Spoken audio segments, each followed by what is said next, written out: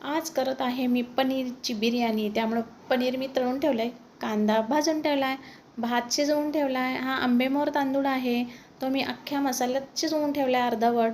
आणि इकडे बघा ह्या भाज्यांची तयारी केलेली आहे. मटार, फ्लॉवर आणि ढबू मिरची असं मी घेतलेलं आहे, कारण मला नुसती पनीरची बिर्याणी नाही आवडत. त्याच्यात मग मला ह्या भाज्या आवडतात. आणि मग केशरात दूध कालवून ठेवलं आहे, कोथिंबीर चिरून ठेवली आहे, ओला मसाला केलेला आहे, कांदा, लसूण, आलं, कोथिंबीर आणि पुदिना असं मी सगळं वाटून घेतलेलं आहे. ओला मसाला मी आता हे बघा, खूप वेळ जायला नको म्हणून मी आधीच कांदा भाजून ठेवला आहे. त्याच्यात मग आता हा ओला मसाला मी परतून घेईन. मग हा परतत असताना ह्याच्यात मग मी मसाले घालेन आणि हे करेन. कोणाला तुम्हाला बिर्याणीचा तो भात आवडत असेल, तांदूळ, तर तो घ्या तुम्ही. मला आवडतं म्हणून मी हा घेतलेला आहे.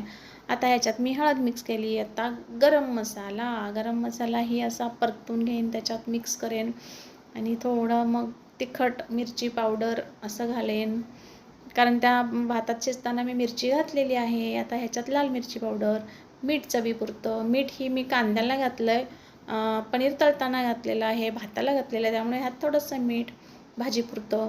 आणि हे बघा, आता ह्या सगळ्या भाज्या मी परतून घेईन आणि मग नंतर सगळं परतून झाल्यानंतर मग पनीर त्याच्यात घालेन.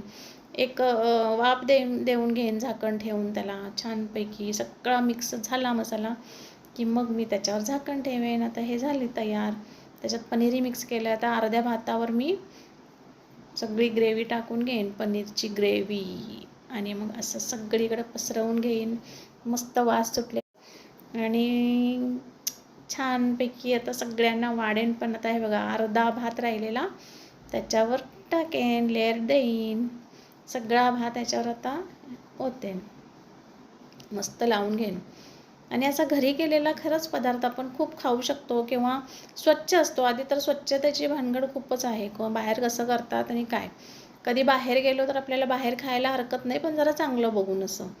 आणि त्यामुळं मला घरी केलेलं फार आवडतं. बाहेर कुठे गेलो तर मला खायला आवडतं बाहेर, पण मग चांगलं बघून असं. आता ह्याच्यावर बघा, मी तळलेला कांदा शेवटी घातलेला आहे, कोथिंबीर, पुदिन्याची पानं कट केलेली आहेत ती मी त्याच्यावर पसरवेन आणि झाकून ठेवेन. एक वाफ काढेन आणि मग वाढायला घेईन. आत्ताच इतका सुंदर वास सुटलेला आहे मस्तपैकी केशराचा त्याच्यात. हा सुंदर. त्याच्यावर तुपाची धार सोडायची आणि मस्त वाफ देऊन घ्यायची. वाफ देऊन झाल्यानंतर बघा कसं, आता मी चमचा एका साईडला असा रुतवला आणि आता उचलला. भात उचललेला आहे. आता असा प्लेटमध्ये मी वाढणार, सगळ्यांना, सगळे वाह वाह म्हणणार, छान झाला आहे म्हणणार. असंच तुम्हीही करा आणि पोटभर खा.